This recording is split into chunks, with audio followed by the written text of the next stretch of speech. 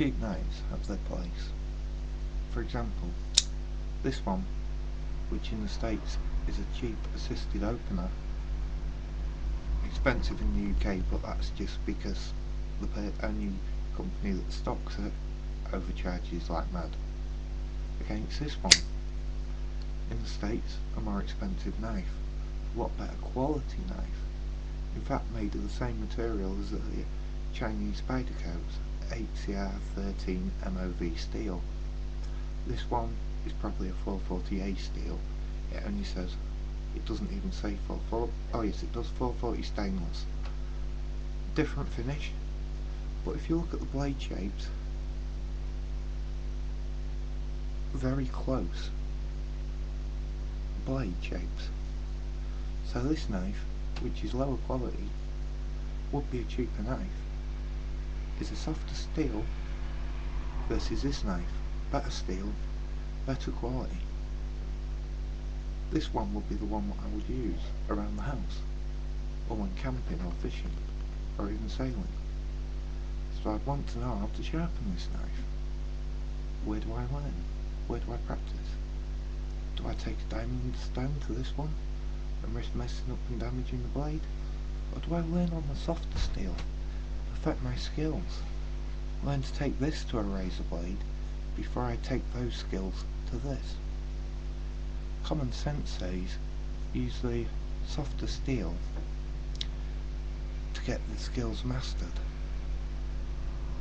Use cheap knives to perfect the arts, what you will need to sharpen the expensive. Although this isn't expensive, it is in itself a cheap knife, because it is made in China. But it's made by, well, quality control is tightly regulated by an American company called Kershaw. So, practice with the 10mm wasp, and then take those skills to your Kershaw, oh so sweet, as I have, Kershaw Leek, Spyderco, any Spyderco. You could also use a knife with a broader belly, such as that, to learn other aspects of sharpening. Another cheap knife, again made by 10mm, who makes this one, the Wasp, but this is an Oak Ridge hunting knife.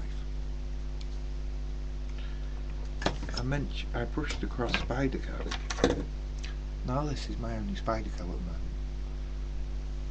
The Spyderco Honeybee, a tiny knife. But then again, the cutting edge is a similar shape.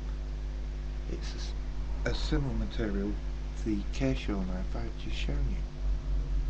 So, by learning the skills on the two cheap knives, I can pass those skills I've learned onto the higher quality knives with a better blade steel.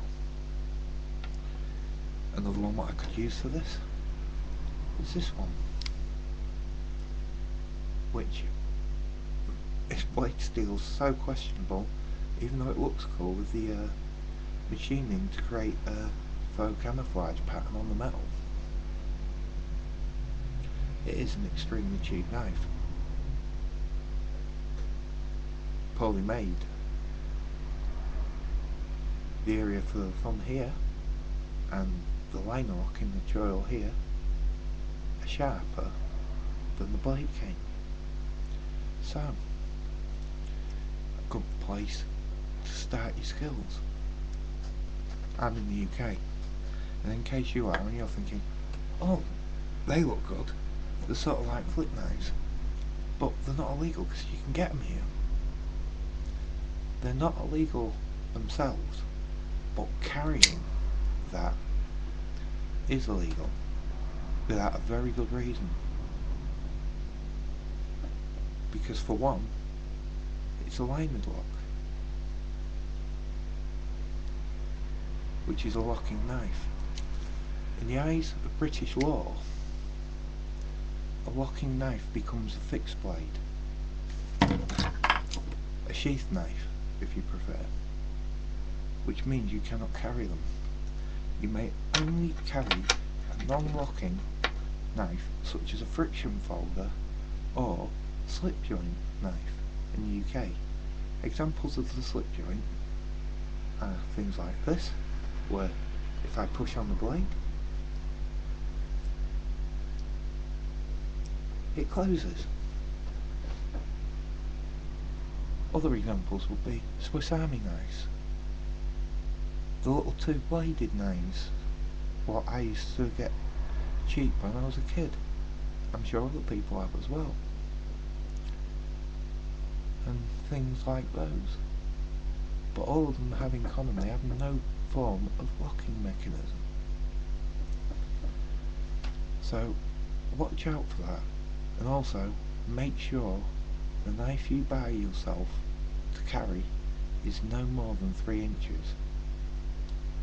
If you was looking for a very good pen knife, to back up your cheap knife, what you get just to practice your sharpening skills, I'd recommend the best one to be the Spyderco UK PK or United Kingdom pocket knife. It has a belt clip such as this, and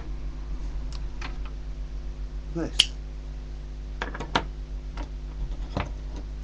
well, a pocket clip, not a belt clip, sorry, which means you can have it at the top of your pocket where you can easily access it for use as a tool that it is. It is not there for a weapon. And the law says you can carry any folding, non-locking knife under 3 inches, apart from at obvious places. Don't take a knife to the pub with you, it's got no place there. Don't take a knife to a football match, another place where the knife has no use. So think of what you want to carry, think of what you're going to learn to sharpen on, then use these two in conjunction. One to learn to sharpen, to master your skills, the other to sharpen. That's the value of the cheap knife. Maybe inferior quality, but at least you don't mess up your high quality.